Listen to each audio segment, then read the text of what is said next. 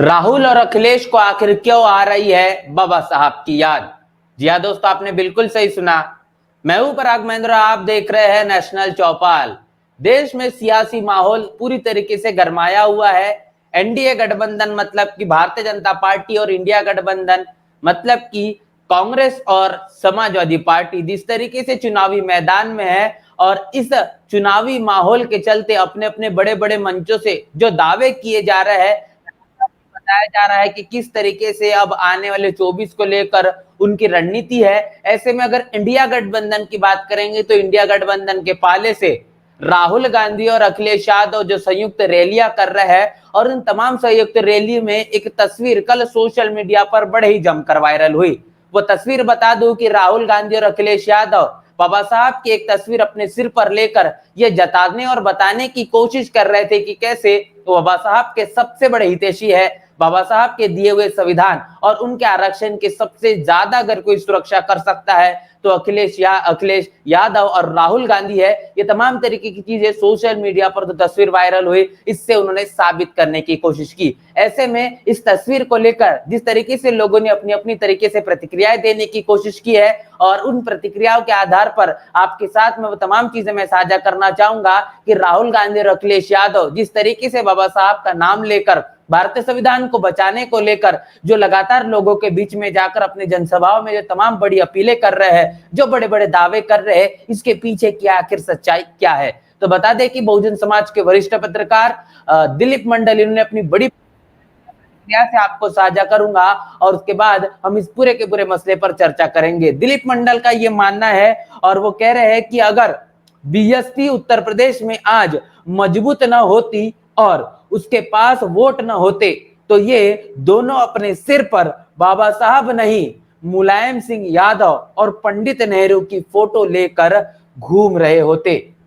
इस बारे में मैं आपकी प्रतिक्रिया चाहता हूं कि क्या मैं ठीक बोल रहा हूं। यहां पर सवाल दिलीप मंडल इन्होंने उठाया है और उन्होंने बताया है कि किस तरीके से अखिलेश यादव और राहुल गांधी बाबा साहब का लगातार उनके नाम का इस्तेमाल कर रहे हैं, उनके संविधान को दिखा दिखा कर ये बता रहे हैं कि कैसे इस देश में बाबा साहब की संविधान को राहुल गांधी, कांग्रेस और सपा, अखिलेश यादव बचा सकते हैं और इसके आधार पर वो बताने की ये भी कोशिश कर रहे हैं कि इस देश के अंदर में भारतीय जनता पार्टी लगातार इसी संविधान को खत्म करना चाहती है। तो दिलीप मंडल का ये दावा है, उनका ये कहना है कि बहुजन समाज पार्टी उत्तर प्रदेश में जो अपनी पैठ रखती है, जो अपनी मजबूती रखती है, अगर उत्तर प्रदेश में ये मजबूती अगर बहुजन समाज पार्टी ने नहीं रखी होती तो अखिलेश यादव और राहुल गांधी ये बाबा साहब की तस्वीर अपने सिर पर लेकर नहीं घूम रहे होते। इसके बजाय वो मुलायम सिंह यादव और पंडित नेहरू की तस्वीरों को अपने सर पर लेकर ढो रहे होते, घूम रहे होते। ये बात उन्होंने कही है और इसके ऊपर में तमाम लोगों की उन्होंने प्रतिक्रिया भी यहाँ पर मांगी है। तो इससे पूरी तरीके साफ हो जाता है कि अब चुनाव नजदीक आते आते बहुजन समाज पार्टी की मजबूती देखते हुए अब अखिलेश यादव और राहुल गांधी ये लगातार बाबा साहब और उनके दिए गए संविधान को लेकर अब लोगों के बीच में एक ऐसा नैरेटिव सेट करना चाहते हैं कि उन्होंने इस देश में सबसे ज्यादा सुरक्षा अगर किसी की है तो वो बाबा साहब के दिए हुए संविधान की है। इसके साथ साथ मैं आपको बता दूं कि सुप्रीम कोर्ट के एडवोकेट नितिन मेश्राम इन्होंने भी अपनी बड़ी प्रतिक्रिया दी है। उनका यह मानना है कि राहुल गांधी जी आपके कांग्रेस पार्टी के सबसे बड़े नेता गांधी, नेहरू, पटेल, इंदिरा, राजीव, सोनिया, नरसिम्हा राव, मनमोहन, इनका इतना अपमान मत कीजिए। इनकी फोटो अपने बैनर में लगाइए और सर पर उठाकर नाचिए। आपको उनका अपमान करते हुए शोभा नहीं देता। और हाँ, अखिलेश यादव जी, आप भी लोहिया जी और मुलायम सिंह का फोटो सर पर उठाकर जरूर नाचिए। उनका भी अपमान करना आपको शोभा नहीं देता। तो नितिन मेश्राम जो सुप्रीम कोर्ट के एडवोकेट है, इन्होंने अपने इस ट्वीट से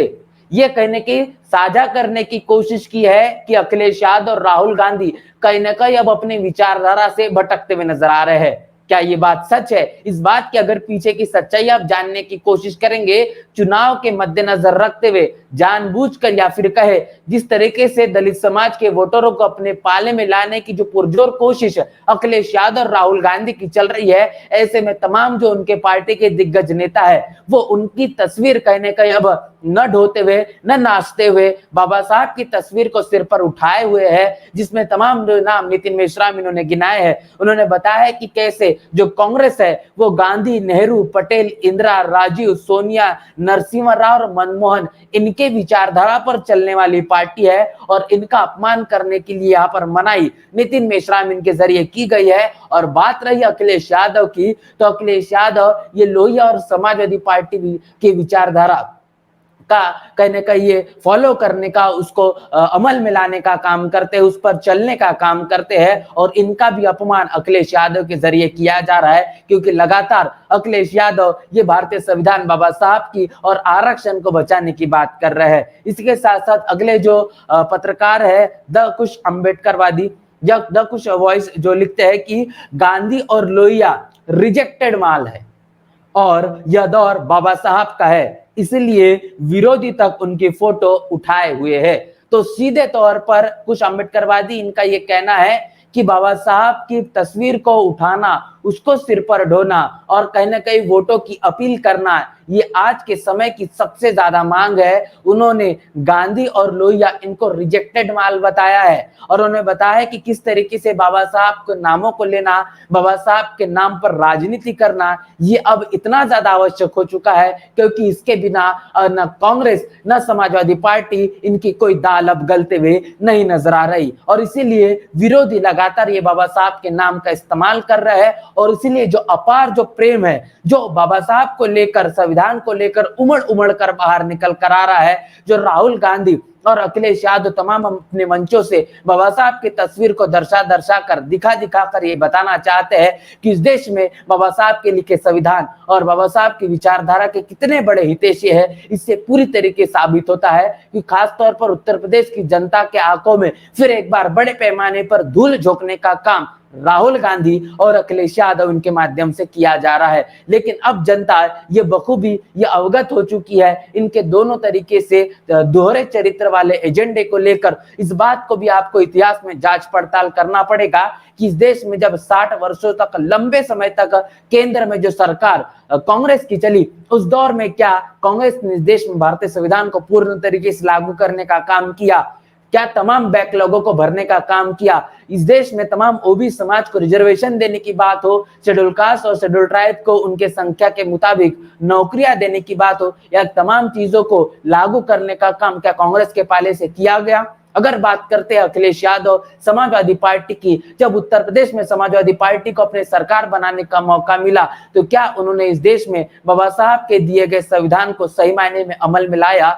क्या उन्होंने देश में रिजर्वेशन इन प्रमोशन जो बिल लाया गया था, क्या उसको फाड़ने का काम नहीं किया? ये तमाम चीजें बताती है कि किस तरीके से कांग्रेस और समाजवादी पार्टी को समय समय पर जो मौका मिला है तब इन्होंने इस देश के भारतीय संविधान का अपमान करने का काम किया, बाबा साहब की विचारधारा को चकनाचूर करने का काम किया। लेकिन अब चुनाव को मद्देनजर रखते हुए इनको बाबा साहब की बहुत ज्यादा याद आ रही है। इस पीछे, इन तमाम चीजों के पीछे की क्या सच्चाई है वो निश्चित रूप से आप समझ पाए होंगे। इस पूरे के पूरे वीडियो को लेकर और राहुल गांधी और अखिलेश यादव ने जिस तरीके से बाबा साहब के तस्वीर को अपने सिर पर उठाए हुए हैं, इसको लेकर आपकी क्या राय है, प्रतिक्रिया क्या है, लिखकर कमेंट बॉक्स में जरूर बताएं। बने रहे नेशनल चौपाल के साथ, मिलते नए वीडियो में, तब तक के लिए जय भीम जय भारत। नेशनल चौपाल लगातार मनुवादी ताकतों के खिलाफ काम कर रहा है और काम करते रहेगा। बहुजन समाज से जुड़े और उसके आंदोलन से जुड़े हर खबरों को आप तक पहुंचाते रहेगा। लेकिन हमारे साधन संसाधन की कमी के कारण